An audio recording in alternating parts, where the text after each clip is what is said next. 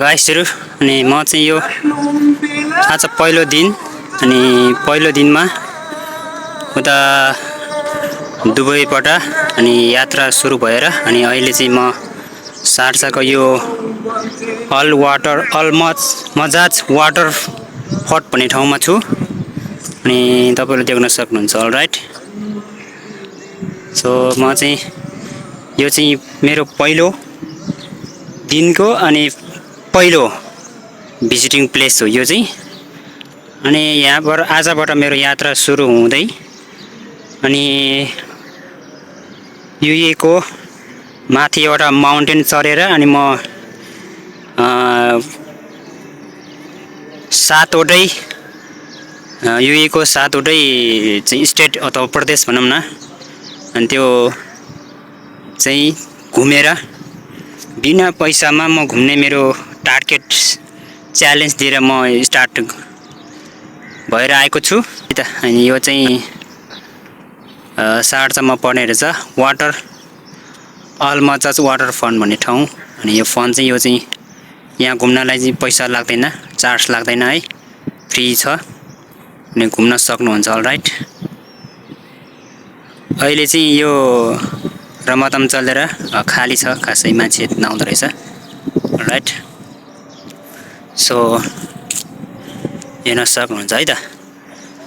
So अनि तपाईहरु कोही आसमानतिर अनि त्यसपछि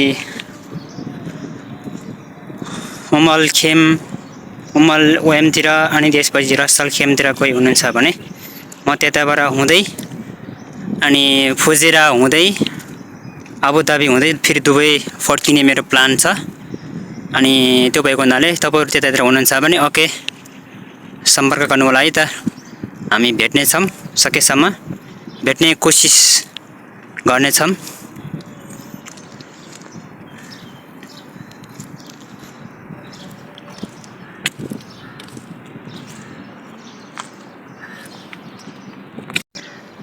हेर्न सक्नुहुन्छ गाइसहरु,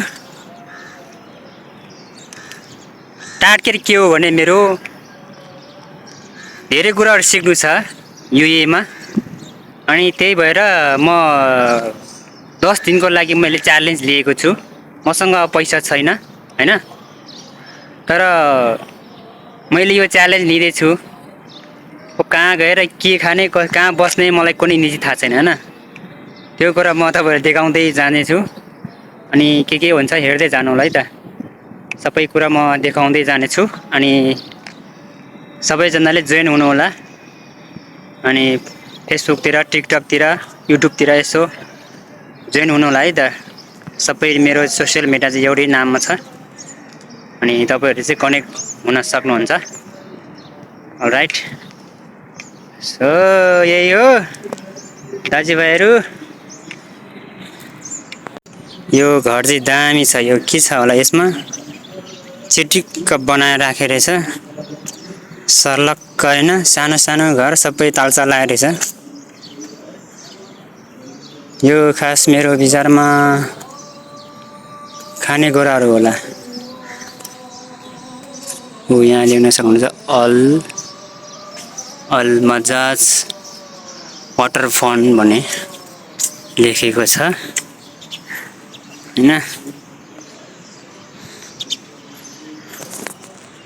यहाँ मान्छेहरु बसेर खाने सर्लक्क टक्कै। अहिले चाहिँ यो रमजान चलेर मान्छेहरु सबै मस्जिदतिर गएर छ, सुनसान छ, चिल छ।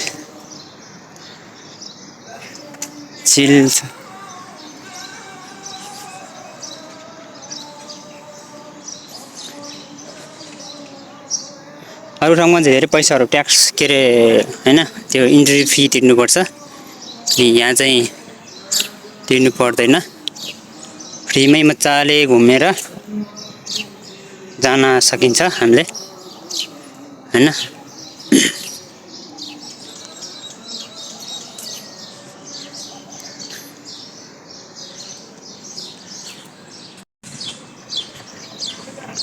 सर्लक्क राम्रो छ जस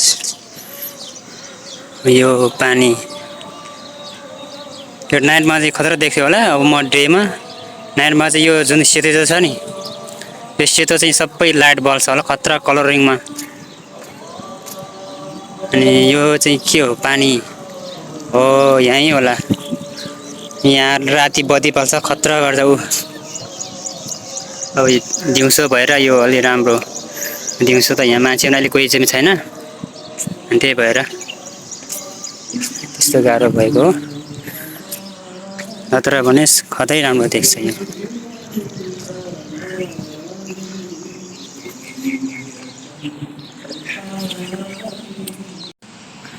अरू भन्दा नै यो बाटो चाहिँ खतरा छ कि दामी होइन। यो टक्क रातो हालेर तल चाहिँ यो बोर्डिङ गर्ने ठाउँहरू छ। अहिले मान्छे कोही छैन, त्यही भएर सुनसान छ छेउस।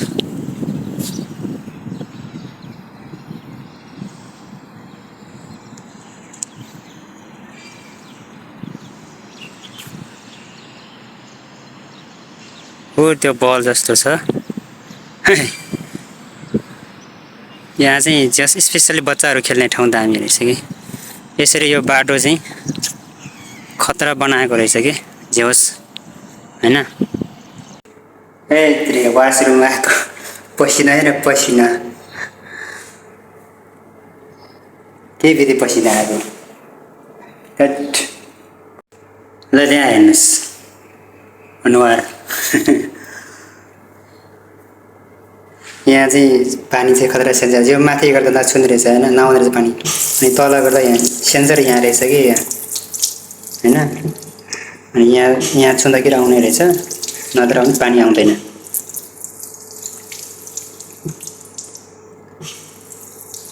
दामी छ, सबैमा त्यस्तो रहेछ। हाम्रोतिर नेपालमा त यस्तो सेन्सर भएको धारा चाहिँ हो 5 स्टार 3 स्टार होटलतिर मात्र हुन्छ। यहाँ त के अरे पब्लिक टोयलेटमै यस्तो हुँदो रहेछ, सर्लक्क राखेको है, केही गर्नु पर्दैन के होइन, केही गर्नु पर्दैन। सर्लक्क आयो यसो छोयो गयो।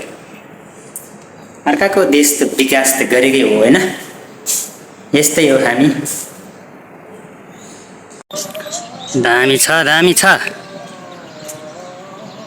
सर्लक्क यो माथि यस्तो बनाएर रहेछ होइन।